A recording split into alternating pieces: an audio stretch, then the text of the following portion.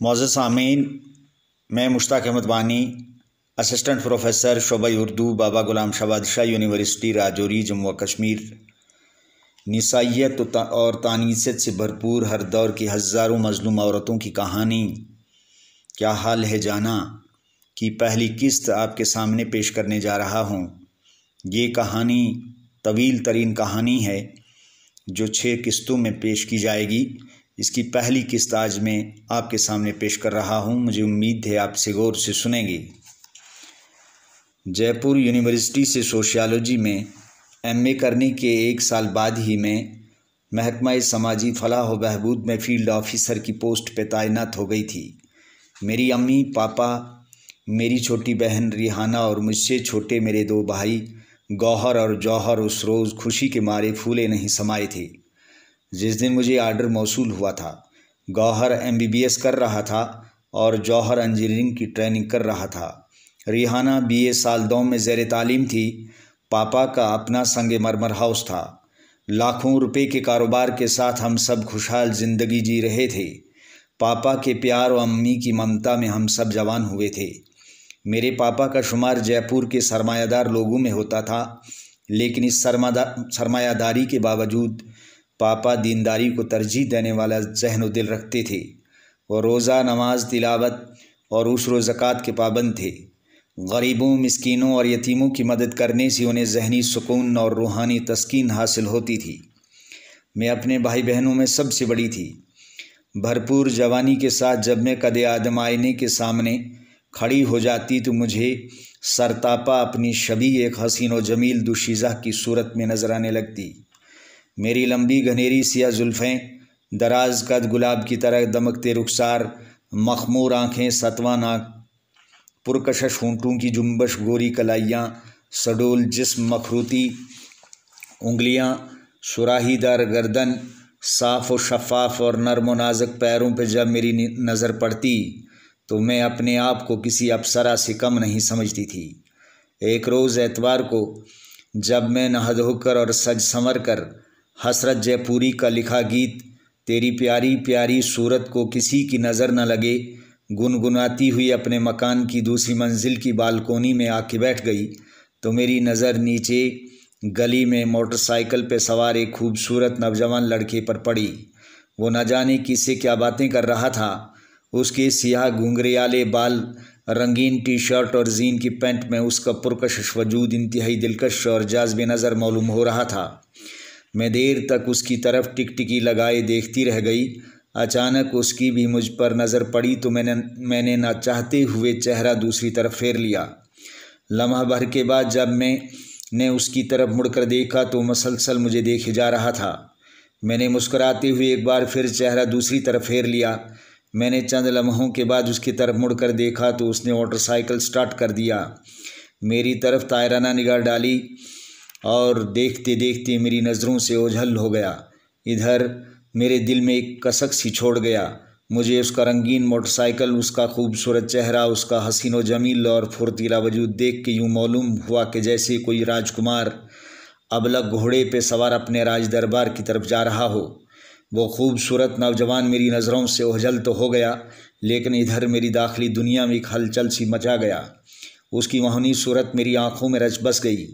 दिल में बार बार ये चाहत पैदा होती रही कि मैं उसे करीब से देखूं, उससे बातें करूं। काश मेरी उससे एक बार मुलाकात हो जाती तो मैं उसके बारे में मुकम्मल वाक़फ़ियत हासिल कर लेती। मेरे पूरे वजूद में एक इस तरह भी कैफियत पैदा हो गई थी।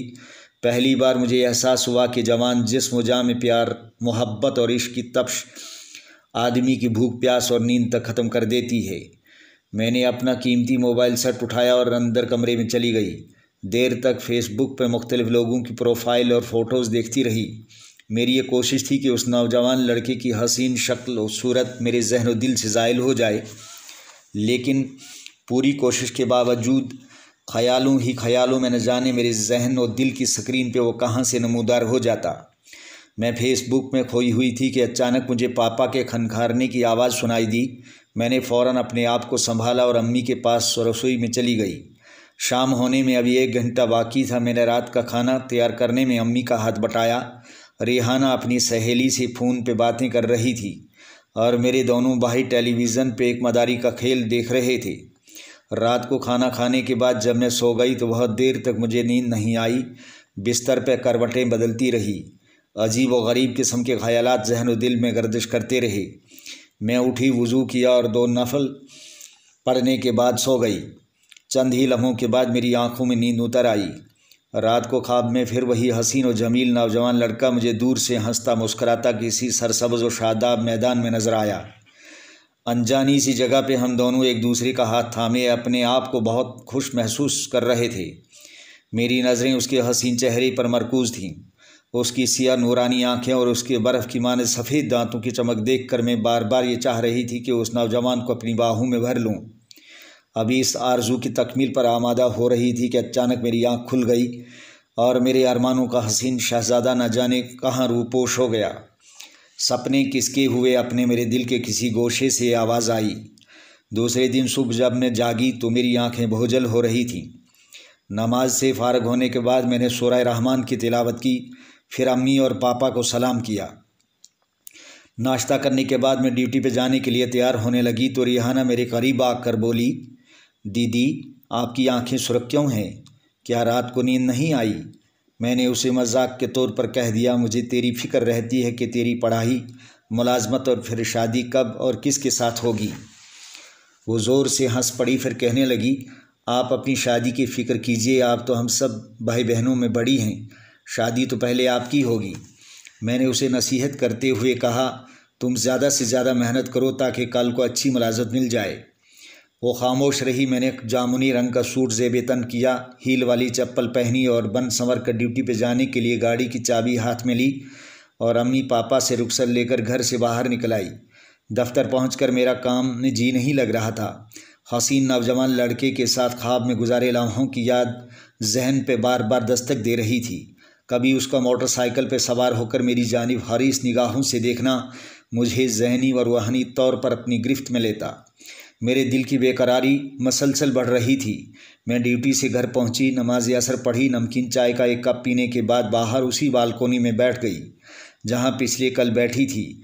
बड़ी चाहत के साथ मैंने नीचे गली में नज़रें दौड़ाईं तो वहाँ मुझे हसीन और नौजवान लड़का नज़र नहीं आया। सूरज गरूब हो रहा था और शफक की लाली अपना दायरा फैला रही थी। राहगीरों की आमदोरफ्त जारी थी। मेरी नज़रें उस खूबसूरत नौजवान लड़के को ढूंढ रही थीं कि इसी दौरान पूरे 5 बजे अचानक वह हसीन व जमील नौजवान अपने रंगीन मोटरसाइकिल पर सवार न जाने कहाँ से आ गया और उसी जगह पे मोटरसाइकिल खड़ा कर दिया जहाँ उसने पिछले कल खड़ा किया था। उसने चोरी चोरी मेरी तरफ देखना शुरू किया। अब की बार मैंने भी उसके चेहरे से नज़रें नहीं हटाईं, बल्कि बड़े इश्तियाक से उसकी तरफ देखती रही।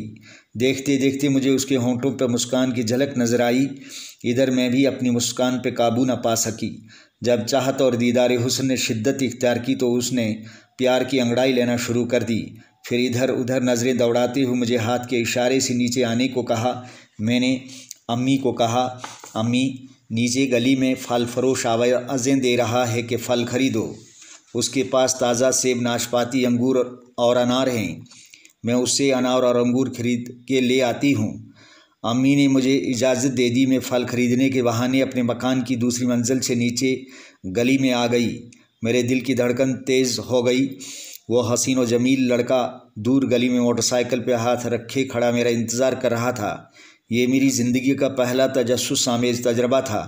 डर व खौफ और ख़ानदानी इज़्ज़त व वक़ार के एहसास के साथ मैं उस हसीन शहज़ादी के करीब पहुंच गई। वो भी मुझे अपनी तरफ आते देखकर 2-3 डग मेरी तरफ बढ़ आया। अजनबियत की दीवार लम्हा भर के लिए हम दोनों के दरमियान हायल रही।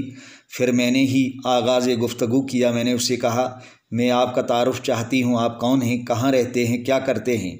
उसके चेहरे पर बशाशत के आसार नमूदार हुए। उसने कहा, मेरा नाम आशिक जमील है। मैं भी इसी जयपुर शहर का रहने वाला हूँ। मेरे वालिद साहब कपड़े का कारोबार करते हैं। हम कुल 3 भाई और 2 बहनें हैं। मैं भाइयों में सबसे बड़ा हूँ। मैं एक मिडिल स्कूल का टीचर हूँ, ग्रेजुएट हूँ और मुझे इल्म मौसीकी में ख़ुसूसी महारत हासिल है। क्लासिकल संगीत से ख़ास दिलचस्पी रखता हूँ। ग्वालियर घराने से तरबियत याफ्ता हूँ। तबला, हारमोनियम और बांसुरी बजाने में माहिर हूँ। मोहम्मद रफ़ी, लता मंगेशकर और मुकेश के गाए गीत में दर्जनों गा चुका हूँ। मैं भी चाहता हूँ कि आप भी अपना तारुफ़ कराएं। आशिक जमील ने अपने आप को मुतारिफ़ कराने के बाद मैंने उसे मुस्कुराते हुए कहा, मुझे आपसे मिलकर बहुत खुशी महसूस हो रही है। आपके नाम की तरकीब आपकी खूबसूरत शख्सियत पर सादिक आती है। आप वाकई आशिकाना मिजाज के आदमी हैं और हसीन व जमील भी हैं। आपने भी मुझसे मेरा तारुफ चाहा है तो हाँ, सुन लीजिए, मेरा नाम जान बीबी है, लेकिन घर और आसपास पड़ोस वाले लोग मुझे जाना कहते हैं। मैंने सोशियोलॉजी में एमए किया है और समाजी फलाह व बहबूद के महकमे में फील्ड ऑफिसर की हैसियत से काम करती हूँ। मेरे पापा का अपना संगमरमर हाउस है। मेरे 2 भाई और एक मुझसे छोटी बहन है। उसने कहा, मैं भी आपको जाना के नाम से ही पुकारा करूँगा। ये कहते हुए उसकी बातें खिल गई। फिर वो बोला, आप चाहें तो 3 दिन के बाद जयपुर ऑडिटोरियम में हमारी बज़्म चरागाह एक महफ़िल मौसीकी का इनाकाद कर रही है। मैं इस बज़्म का जनरल सेक्रेटरी हूँ। आप ज़रूर तशरीफ़ लाइए। मैं इस महफ़िल में डॉक्टर बशीर बदर की एक गज़ल सामीन की खिदमत में साज़ो आवाज़ के साथ पेश करूँगा। मैं ज़रूर आऊँगी, आपको सुनूँगी। क्लासिकी संगीत की मैं भी दिलदादा रही हूँ। मैं अभी उसके साथ महवे गुफ्तगू थी कि मेरी अम्मी का घर से फ़ोन आया।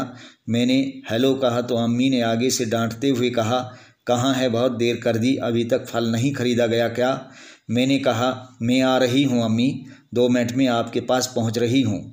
मैं बादलिए नाखवास्ता उस खूबसूरत नौजवान आशिक जमील से रुखसत होने लगी तो उसने अपनी जीन की पैंट की जेब से एड्रेस कार्ड निकाला और मुझे पकड़ाते हुए कहा, इस पे मेरा पता और मोबाइल नंबर है, आप जब चाहें मुझे फ़ोन कर सकती हैं। आप भी मुझे अपना मोबाइल नंबर लिखाइए। मैंने उसे अपना मोबाइल नंबर लिखाया और जल्दी फल फरोश से अनार और अंगूर ख़रीदा और दौड़ती भागती घर पहुंच गई। अम्मी ने मुझे देखा तो उनके माथे पे नागावरी की शिकनें उभर आईं। कहने लगी, शाम होने लगी है और तुम अभी आ रही हो, रात का खाना तैयार करना है। मैंने कहा, अम्मी आप फ़िक्र ना करें, मैं सब कुछ खुद करूँगी, आप आराम करें। ये लीजिए, फल लाई हूँ आपके लिए, अंगूर बहुत मीठे हैं, खाइए। शुक्रिया।